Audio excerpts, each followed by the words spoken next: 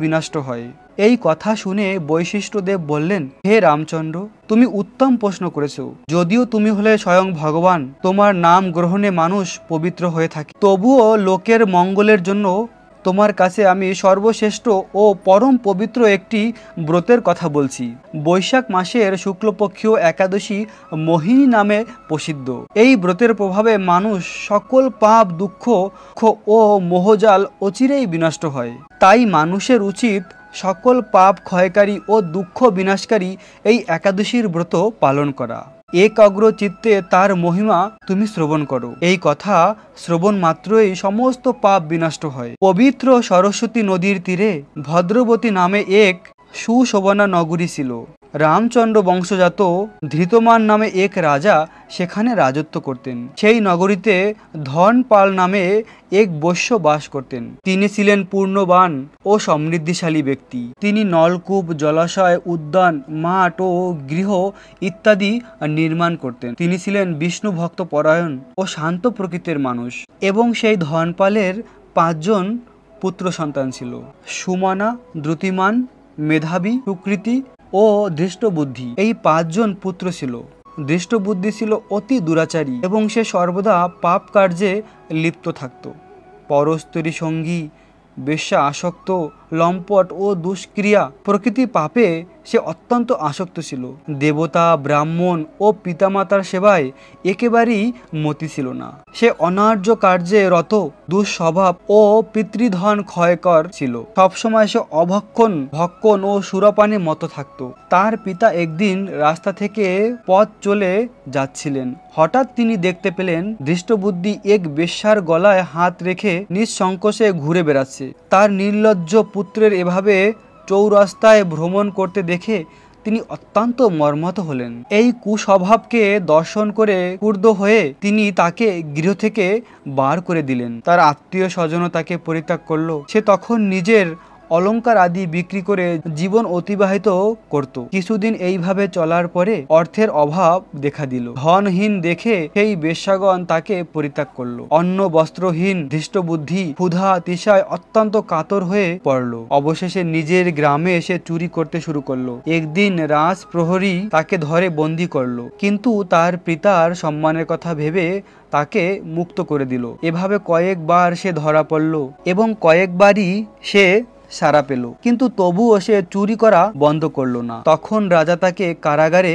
বন্ধ করে রাখলেন এবং কারাগারে অনেক দণ্ড ভোগ করার পরে সেই ধৃষ্টদ্যুম্ন বনে প্রবেশ করল। সেখানে সে পশু পাখি বধ করে তাদের মাংস ভক্ষণ করে অতি দুঃখে পাপময় জীবনযাপন করতে লাগলো। দুষ্কর্মের ফলে কেউ কখনোই সুখী হতে পারে না। তাই সেই ধৃষ্টবুদ্ধি দিবারাত্রি দুঃখ শোকে জর্জরিত হলো। এভাবে অনেক দিন অতিবাহিত হলো। কোনো পূর্ণ ফলে একদিন সে কৌণ্ডিল্য ঋষির আশ্রমে উপস্থিত হলো। বৈশাখ মাসে ঋষিবর গঙ্গা স্নান করে আশ্রমের দিকে ফিরে আসছিলেন।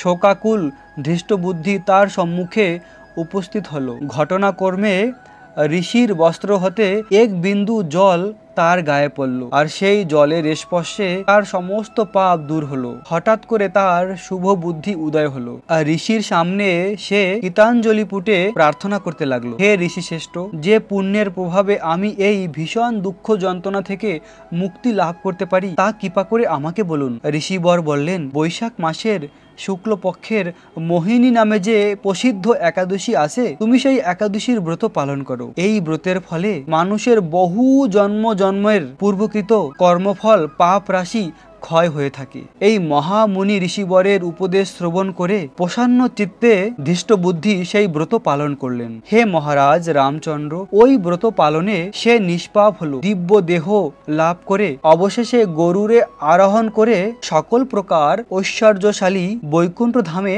গমন করল। হে রাজন, এই ত্রিলোকে মোহিনী ব্রত থেকে আর শ্রেষ্ঠ কোনো ব্রত নেই। যজ্ঞ, তীর্থে দান ইত্যাদি কোনো পূর্ণকর্মই এই ব্রতের সমান নয়।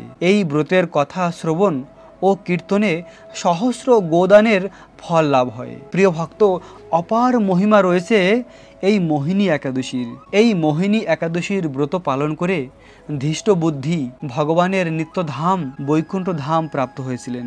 যদিও এই ধৃষ্ট বুদ্ধি অত্যন্ত পাপ কার্যে লিপ্ত ছিল, সমস্ত রকমের পাপ কার্য তিনি করেছেন, কিন্তু তাও মোহিনী একাদশীর ব্রত মাহাত্ম্য কথা শুনে এই ব্রত নিষ্ঠা সহকারে পালন করে সমস্ত পাপ থেকে মুক্তি লাভ হয়ে তিনি বৈকুণ্ঠ ধাম প্রাপ্ত হয়েছে, ভগবানের নিত্য ধাম। প্রিয় ভক্ত, আমরাও যদি এই মোহিনী একাদশীর ব্রত শ্রদ্ধা সহকারে পালন করি, এই একাদশীর লীলা কথা শ্রবণ করি, তাহলে আমরাও এই জড়জগতের দুঃখ কষ্ট থেকে মুক্তি লাভ করে ভগবানের নিত্য ধাম প্রাপ্ত হতে পারি। আর এই একাদশীর অপার মহিমা রয়েছে। স্বয়ং ভগবান রামচন্দ্র তিনিও এই একাদশীর ব্রত পালন করেছিলেন। আর এই মোহিনী একাদশীর ব্রতের কথা যে ভক্তরা মন দিয়ে শ্রবণ করবে, তারা সমস্ত রকমের পূর্ণ ফল অর্জন করবে। এমনকি বিভিন্ন তীর্থে গিয়ে দান দক্ষিণা করার ফল তারা অনায়াসে লাভ করবে এই ব্রতের মাধ্যমে, এবং পৃথিবীর সমস্ত তীর্থে ভ্রমণ করার ফল প্রাপ্ত হবে শুধুমাত্র এই ব্রতের মাধ্যমে। তাই তো প্রিয় ভক্ত, এই মোহিনী একাদশীর দিন ভগবানের অপ্রাকৃত বৃন্দাবন ধামকে দর্শন করুন, মোহিনী একাদশীর ব্রত কথা শ্রবণ করুন। তো বৃন্দাবনের লীলা কথা শ্রবণ করলে ভগবান কৃষ্ণের প্রতি অপ্রাকৃত প্রেম আমাদের হৃদয়ে বৃদ্ধি হবে। তাই তো বৃন্দাবন ধামকে দর্শন করলে আপনাদের হৃদয়ে কৃষ্ণের প্রতি প্রেম বৃদ্ধি হবে। একাদশীর দিন বেশি বেশি করে কৃষ্ণ নাম জপ করুন। ভগবান কৃষ্ণের নাম ভগবান কৃষ্ণ থেকে অভিন্ন। ভগবান কৃষ্ণ তার গোলক বৃন্দাবনের প্রেমধন হরে কৃষ্ণ মহামন্ত্র নিয়ে এসেছে। আর এই মহামন্ত্র যদি আমরা জপ করি, তাহলে কৃষ্ণের প্রতি আরও বেশি ভক্তি প্রেম আমাদের হৃদয়ে বৃদ্ধি হবে। তখন আমরা বৃন্দাবনের অপ্রাকৃত লীলাকে বুঝতে পারবো, রাধা কৃষ্ণের প্রতি প্রেম হবে। প্রিয় ভক্ত, আজ এই পবিত্র একাদশীর দিন খুব ভোরে ব্রহ্ম মুহূর্তে ঘুম থেকে উঠে স্নান করে তিলক ধারণ করুন, তুলসী